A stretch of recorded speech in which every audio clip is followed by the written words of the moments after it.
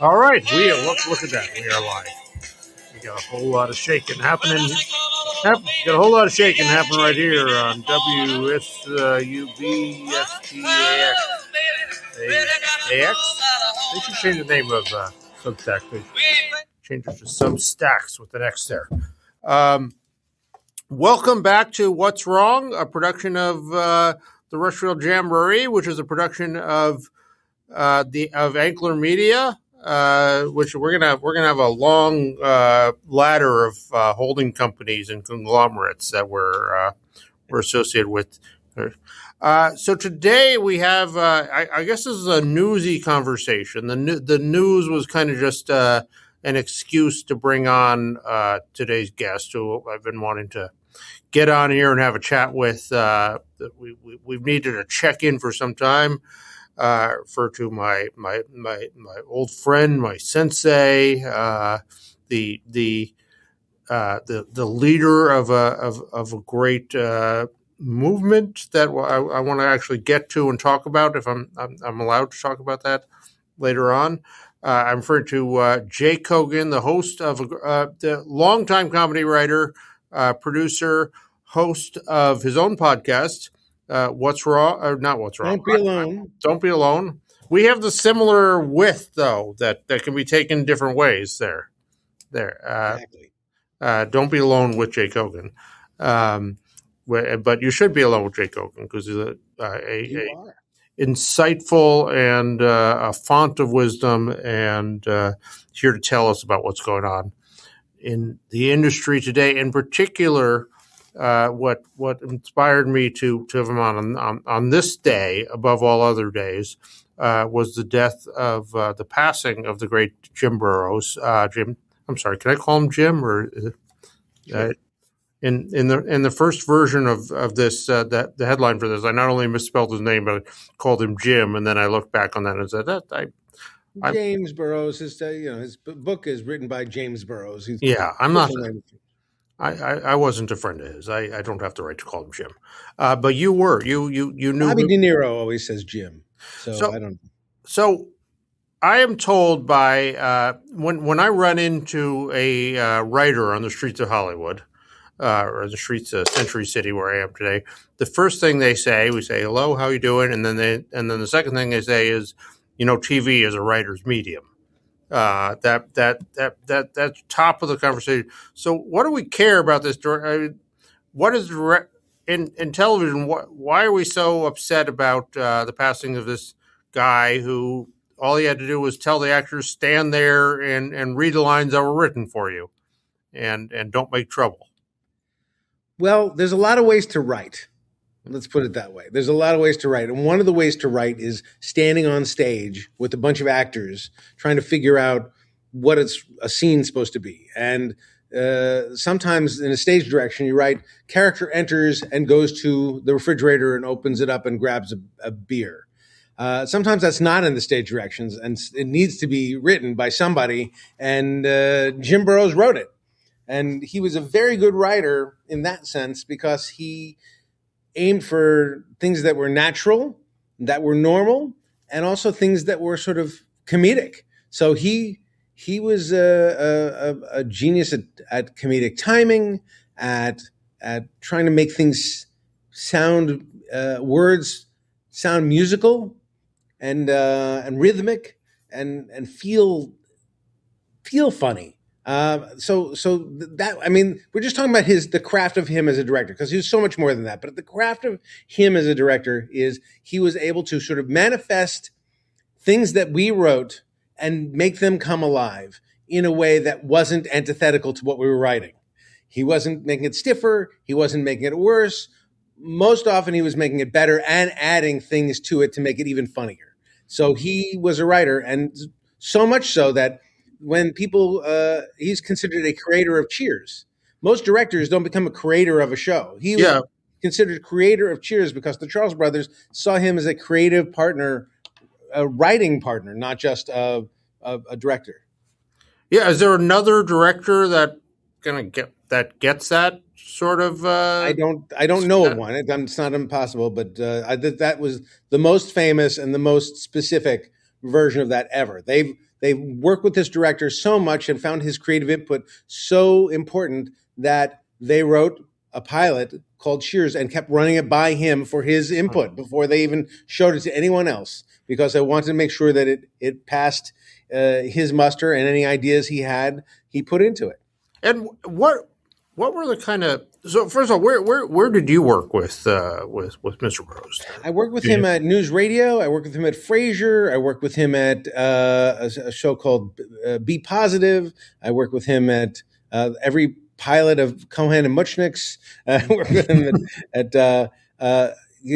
he was just around television for very long, much longer than I was, and he had an incredible memory, and you just had to meet him once, and he was in, he had you in his file of people, and he was able to pick you out of a crowd and make you feel welcome. I mean, I want to say this about James Burrows, which is we're rerunning the episode in my podcast, Don't Belong with Jay Kogen, of my interview with Jim Burrows. This week, coming out tomorrow. And I said in the introduction, but I'll say this. He said to the New York Times that he is pretty good. He has a knack of making families. And that is exactly right. He had a knack of making families on screen and off. On Friends, he took 6 actors and made them a family. On Cheers, he took 6, that group of actors and made them a family. Off screen, he connected them. He bonded them. He bonded with them and made them into a unit, such that when he directed the first, 6, 8, 10 episodes of Friends and then left. Maybe it was 11 episodes. Yeah, you look at his IMDb page, all these shows that I thought of as like Jim Burrows shows, and then I look at it like he did 3 episodes of this 200 episode show. He left to do other things. It was also a financial thing. He wants a stake in the show, and they didn't want to pay him a stake in the show. So he left, but he left them capable of making that show with any director, because they had been given enough training to know what not to listen to.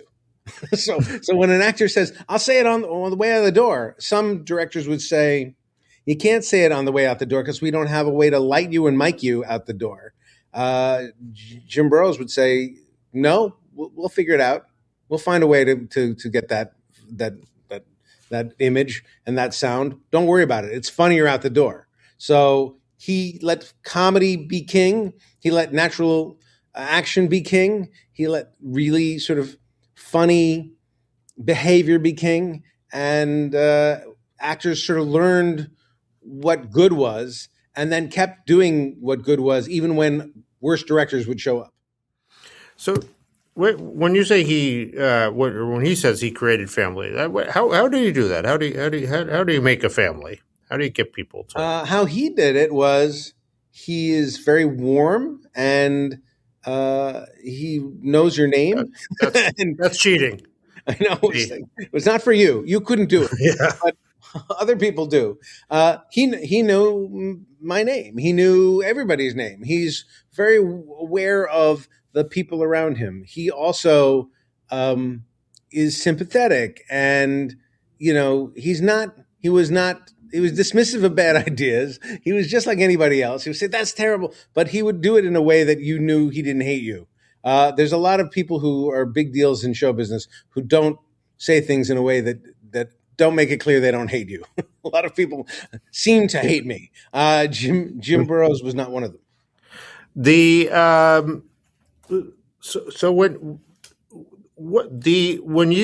You say comedy, director controls the timing of the show, and in comedy, timing is everything.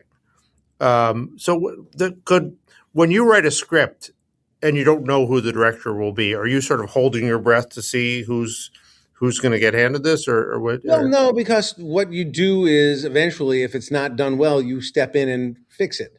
So it's eventually you get to fix it to the level of your expertise. So like I may not have the expertise of James Burrows, but I have some expertise, so I can fix it better or change the line if it's not working to the actor's satisfaction. But there are ways to fix it. What it does with when you have somebody like James Burrows on your set is, it's going to be as good as it's going to be. So like the script is going to be pretty good. 90% of everything you wrote will be as presented as best as it can be. And if it still sucks, that means you got to rewrite it or fix it in another way, but you'll have seen a good version of it. That's saves you 1 million hours of work. It saves you a lot of trouble. And when something's wrong, it's really wrong, and you've got to go back and fix it. So I'm not worried about other directors so much, but the great directors are the ones who present something wonderful, add a few beats of funny along the way that were surprising us when we're watching it, and it feels natural and makes the actors happy, and everybody's sort of gathering their speed and their rhythm over time. Is all this a subset of the 3-camera era? Does that trend was what he did a artifact of a particular time that is not it does not not happening now? Yeah. Yes, I think so. I mean, it's a theater. He was raised in theater. His dad, he studied theater. His dad was the great Abe Burrows, who helped create, Guys and Dolls and all these amazing shows, How to Succeed in Business. I don't know. And yes, it's theater, and he was good at theater. He was great at cameras, and he was famous for pulling the cameramen around the stage while filming to get shots that he knew he'd want in the editing room. But mostly it's theater, and mostly it's how it's blocked and staged, and that is a multicam thing. Theater, multicam television is basically theater. And movies, single cam, still has a rhythm, still has funny, still has shots, but it's not the same. I think he excelled at the theater part. Did he work in single cam, or did he want to work in single cam? He did. And it wasn't what he was most known for, but he did it.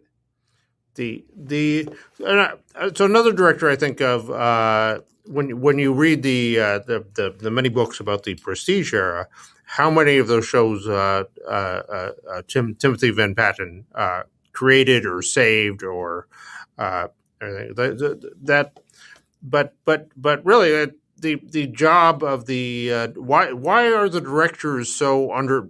I mean, compared to David Chase and David Benioff and the first 5 episodes of Game of Thrones, I believe, were directed by Tim Van Patten, who established all that. But it is David Benioff and D.B. Weiss's show and all that. Why are the directors so unsung in TV, do you think? I don't think they are anymore. I mean, I see them all getting executive producer credits, and I see them all, like in a pilot, establishing a look and a style of a show, and in success, they are either continue on as executive producer, even on episodes they don't direct, and I think they're perceived as very important.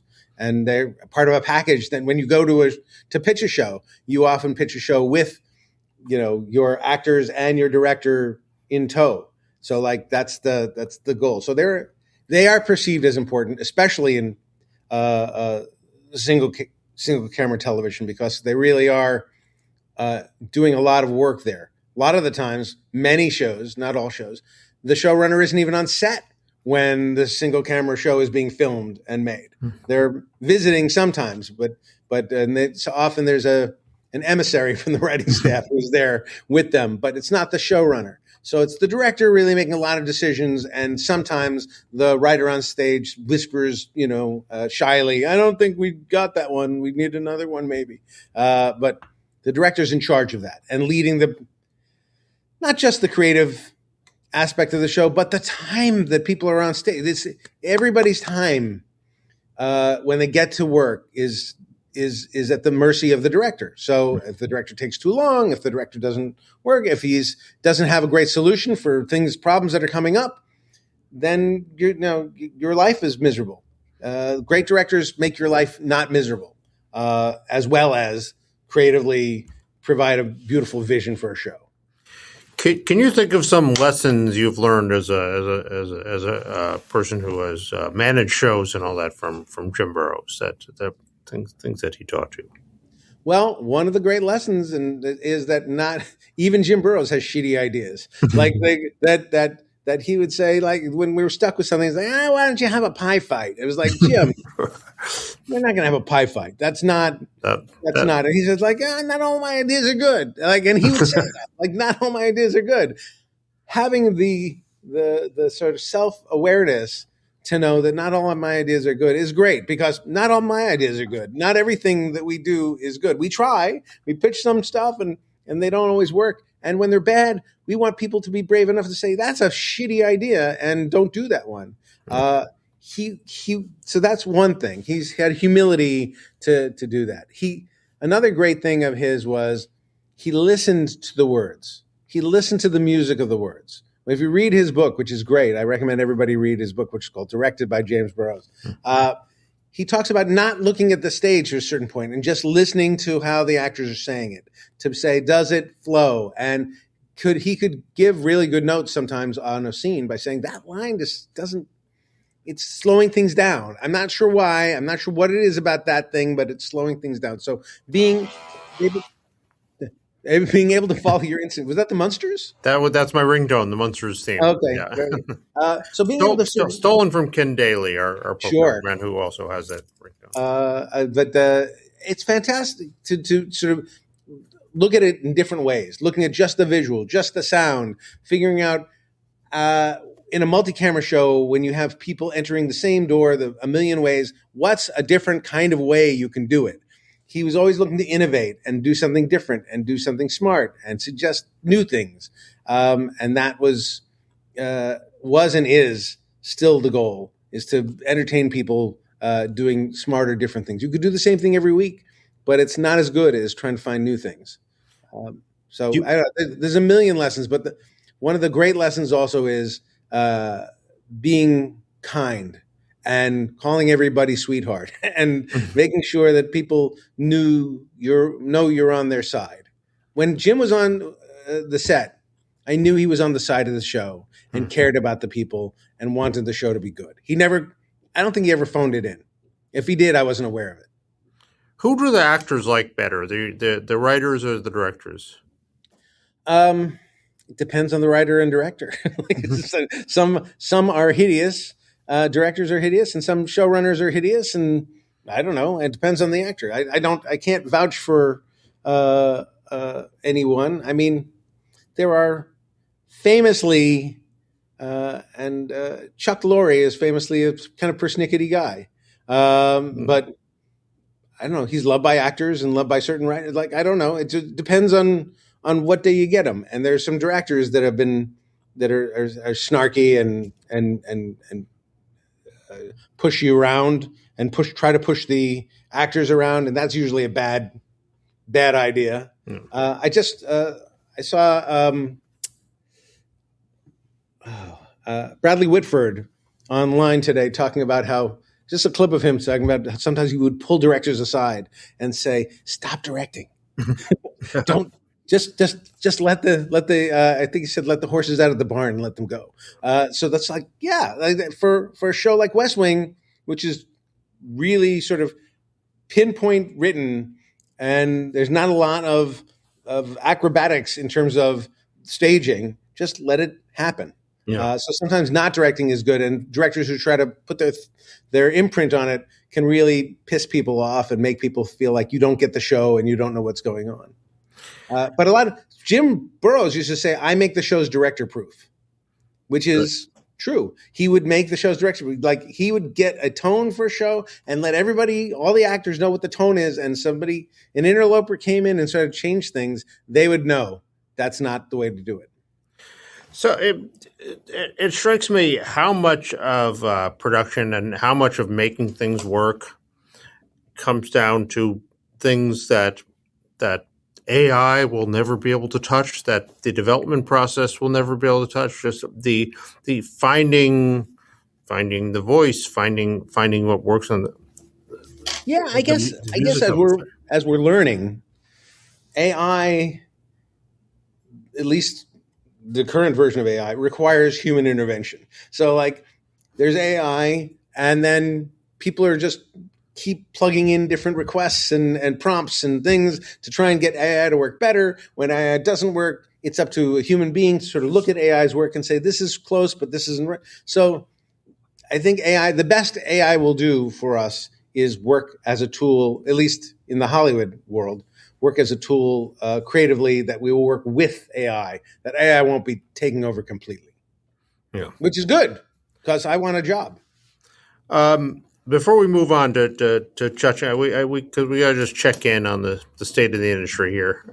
In our brief, this is only a half hour. You've been on the Rushfield lunch with a full hour. This one we only have the room for half an hour. So I got it. I'm good. Yeah, but give us your James Burrows viewing list. What are the James Burrows shows that? I mean, all right. So Cheers is a masterclass. The pilot of Frasier is a masterclass. I think it's the best pilot ever conceived anytime. You take a character that people know and you're going to change it a little bit and put them in a new situation and make it as interesting or more interesting than the giant beloved hit show that already existed. Oh my gosh, what a task. And they did it fantastically.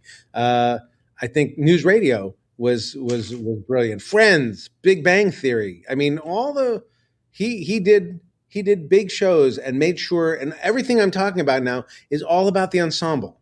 It's all about how the characters are interacting with each other. He worked on the Mary Tyler Moore Show, and he worked on all these MTM shows earlier on, but he came to fruition. I feel like he became the master when it was time for, Cheers and Will and Grace and these great ensemble comedy shows. Yeah, the people who know how to wrangle the intangibles, like how much so much depends on them, and that's like development could never replace them. AI will never be able to replace them, and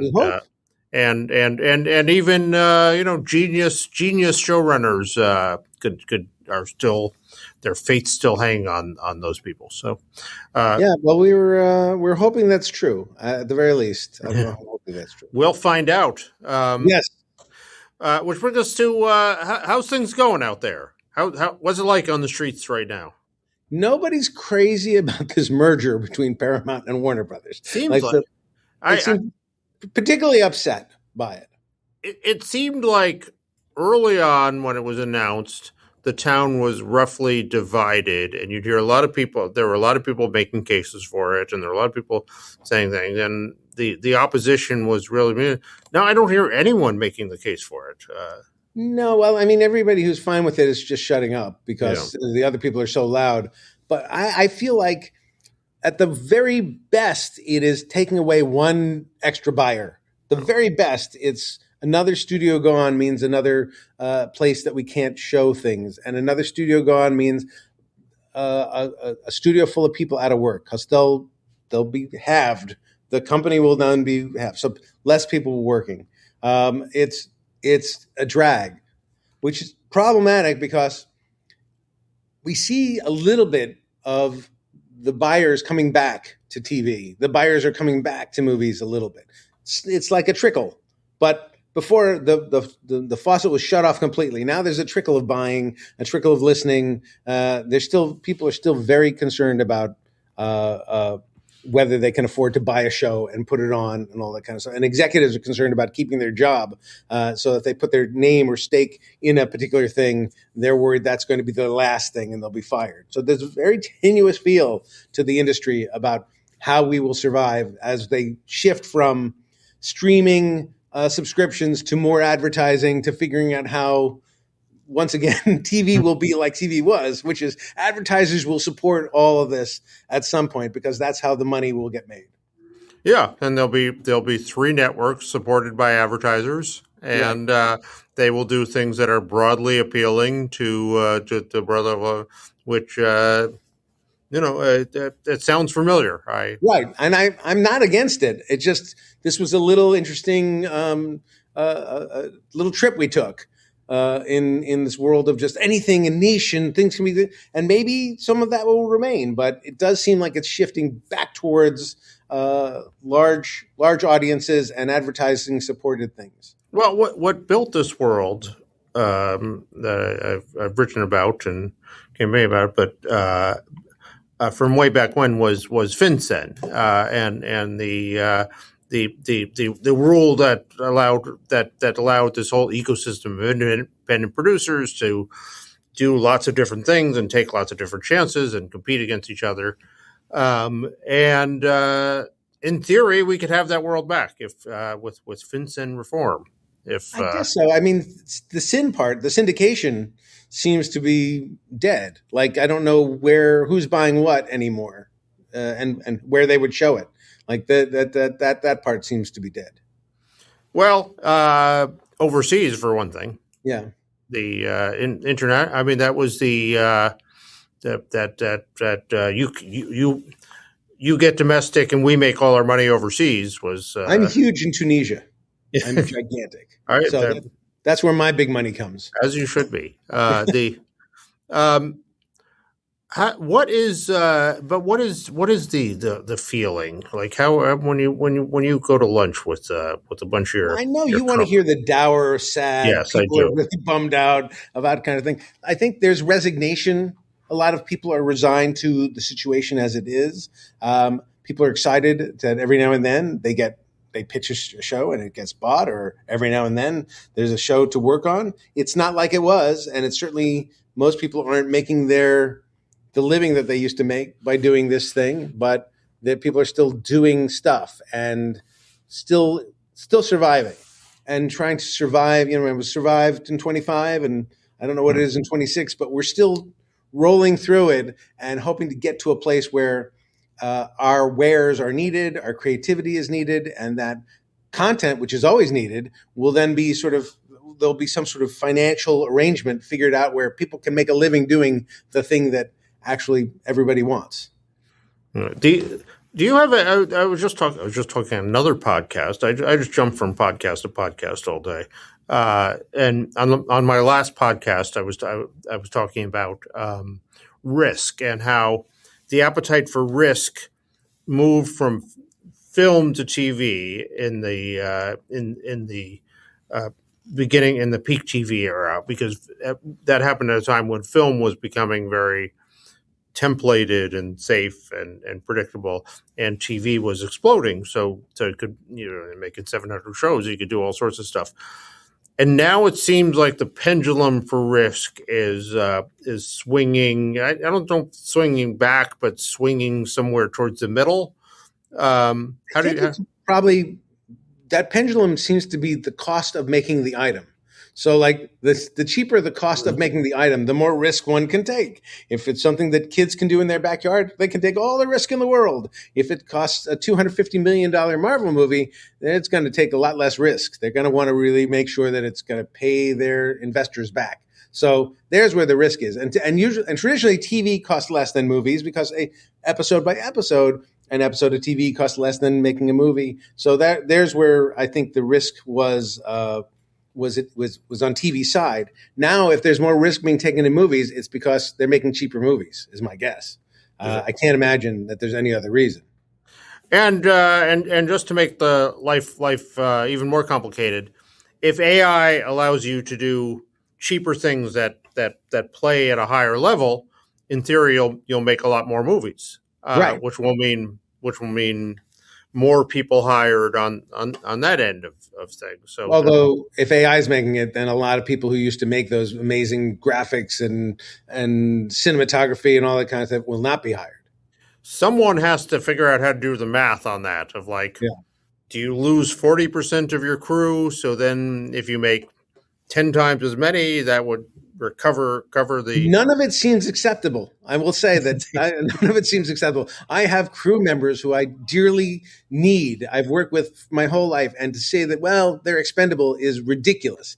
Then none of them are expendable, because not only do the people who light my shows light my shows, they also tell me, hey, there's something wrong with that scene and it could be better. Like, it's not just they have creative voices to add to it. None of those people went into lighting. They're not electricians. They're all theater people. They're all people who love shows, who love acting, who love making things, and they all have voices, and their voices, it would be a shame if those voices weren't part of our shows. I agree. Thank you very much. And as I said, I was going to have a whole segment. We've never had in our many on the air talks, we've never gotten into the history of a certain group chat that you invented. The group chat. Well, the stump. Yes, I wasn't going to say it because I didn't. It's not a secret. It was a secret. No, it was never a secret.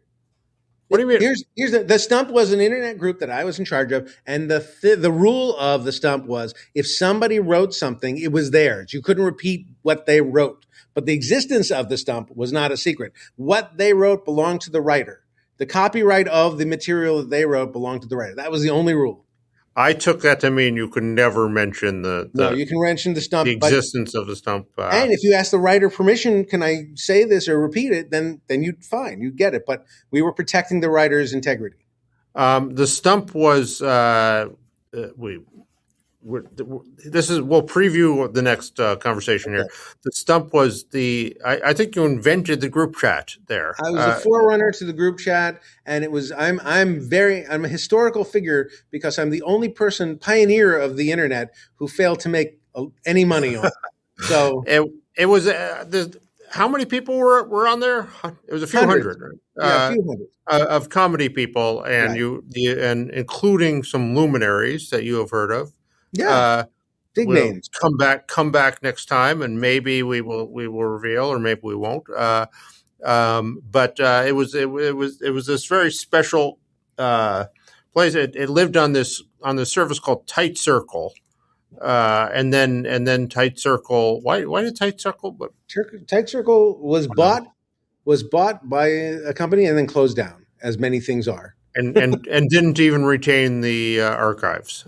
No, I feel like I have an archive of what was at a certain point of everything that was on the Stump at some point.